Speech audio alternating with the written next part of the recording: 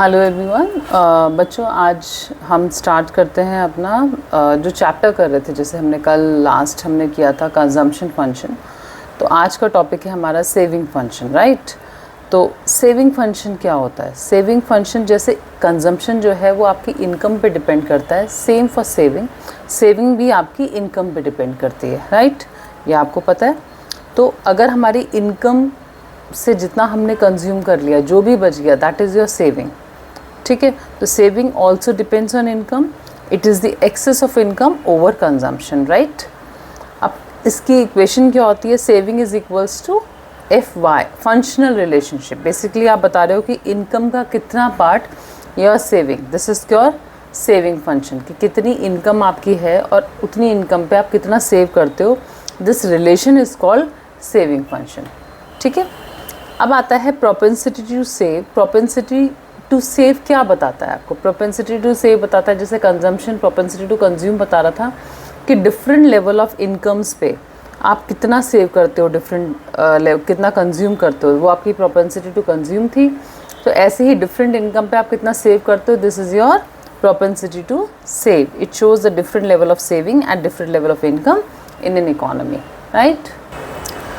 हाँ, तो अभी आप देखो शेड्यूल, जैसे हमने कंजम्पशन का शेड्यूल किया था, सेम हम सेविंग का शेड्यूल करेंगे। और ये सेम आपको मैं पहले बता चुकी हूँ, एएस कर्व में सेम शेड्यूल है आपका।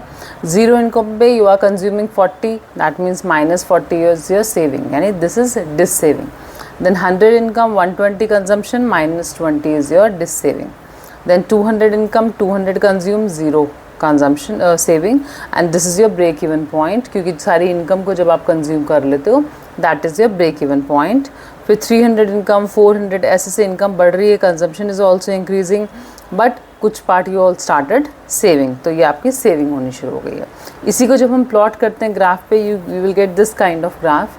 तो आपका ये पूरा का पूरा कंजम्पशन सेविंग कर्व कहाँ से स्टार्ट होता है? जैसे कंजम्पशन ऊपर से स्टार्ट होता है, सेविंग कर्व आपका यहाँ से नेगेटिव से स्टार्ट होगा। क्यों? क्योंकि आप स्टार्टिंग में क्या कर रहे हो? डिस सेविंग कर रहे हो।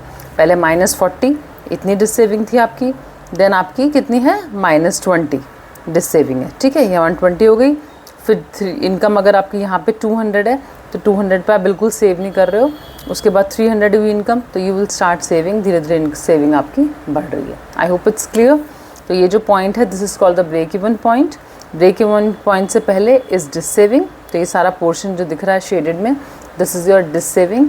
और जितना भी पोर्शन राइट में है, दिस इज़ सेविंग, कि आपकी इनकम में आप सेविंग करना स्टार्ट कर दिया आपने, ठीक है। I hope it's clear.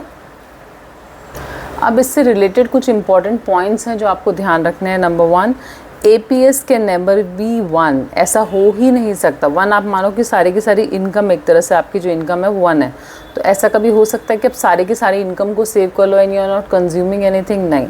तो so APS can never be 1। जैसे APC कभी 0 नहीं हो सकता, ऐसे ही APS कभी 1 नहीं हो सकता। और मोर देन 1, जब 1 ही नहीं हो सकता तो मोर देन 1 तो पॉसिबल ही नहीं है, ठीक है।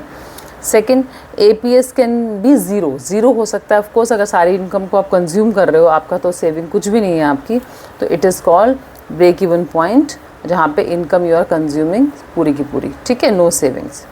APS can be negative, of course it can be, और <1 भी हो सकता है, यानी जब इनकम से ज़्यादा आप कंज्यूम कर रहे हो, ठीक है, तो जिसको हम डिस सेविंग बोल देते हैं, ठीक है। APS rises with increase in income, yes, जैसे जैसे इनकम बढ़ती है हमारा APS भी बढ़ता है, as proportion of income saved keeps on increasing. So these are the important points for APS। I hope it's clear to you. अब जैसे हमने प्रोपेंसिटी टू कंज्यूम को 2 पार्ट्स में डिवाइड किया था, सेम हम प्रोपेंसिटी टू सेव को भी 2 पार्ट्स में डिवाइड करेंगे, एक APS और एक MPS। APS is your average propensity to consume and MPS is your marginal propensity to consume. तो first we will study about APS। What is APS?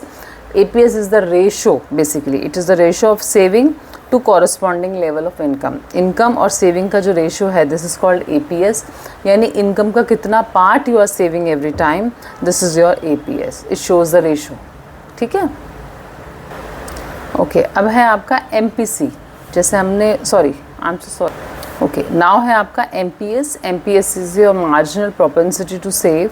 इसका मतलब क्या होता है? अब क्योंकि मार्जिनल का मतलब होता है चेंज, एडिशन, ठीक है, तो जितनी आपकी इनकम चेंज हुई उस चेंज इनकम का कितना part your saving, that is your MPS. So it refers to the ratio of change in saving to change in total income. So formula is same, change को भी always denote by delta. तो delta S by delta S, जैसे APS का था delta S by Y, तो MPS का क्या होगा, delta S by delta Y. Clear. अगर मान लो आपकी सेविंग्स 30 करोड़ थी, उसके बाद 90 करोड़ हो गई क्योंकि इनकम आपकी 100 से 200 हो गई. सो आपकी सेविंग कितनी इंक्रीज़ हुई, 60. आपकी इनकम कितनी इंक्रीज़ हुई, 100. सो दिस रेशो दोनों का बीच का 60% योर सेविंग, तो दिस इज़ योर MPS. ठीक है. ओके, इसके भी इंपॉर्टेंट पॉइंट्स कर लेते. MPS के भी इंपॉर्टेंट पॉइंट्स बच्चे वैसे ही होंगे कि it's value varies between 0 and 1. First thing कि हमेशा 0 1 के बीच में रहेगी, ना 0 से कम होगी ना 1 से ज़्यादा होगी. क्लियर.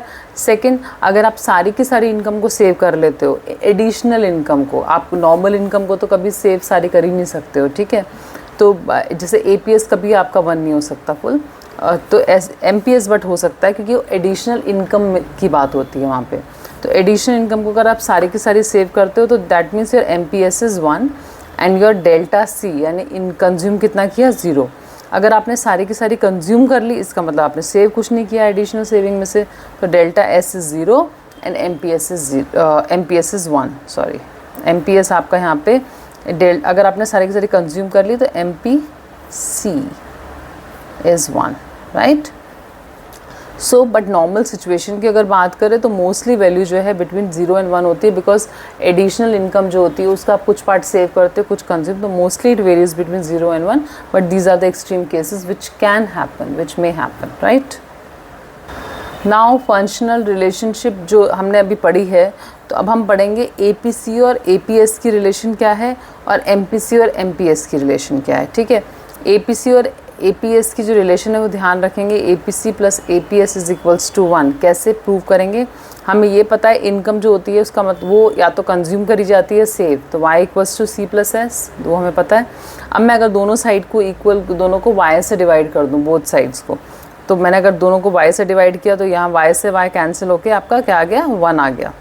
ठीक है. C के नीचे Y, S के नीचे भी Y, तो C अपॉन Y क्या होता है, APC. S अपॉन Y क्या होता है, APS, और यह 1. So we can say APC plus APS equals to 1. Same यहाँ की अगर बात करें, MPC प्लस MPS भी 1 होता है, बिकॉज इसको प्रूव करना है. तो this is same, increase income को या तो आप कंज्यूम करोगे या सेव करोगे, दोनों का एडिशन इज डेल्टा Y. दोनों को डेल्टा Y से डिवाइड कर देंगे बोथ साइड को, and again you will get 1 here, and this formula is for MPC and this is for MPS. Again this is proved that MPC plus MPS is equals to 1. I hope it's clear to you, or if you're liking my videos, please share them with your friends. Thank you.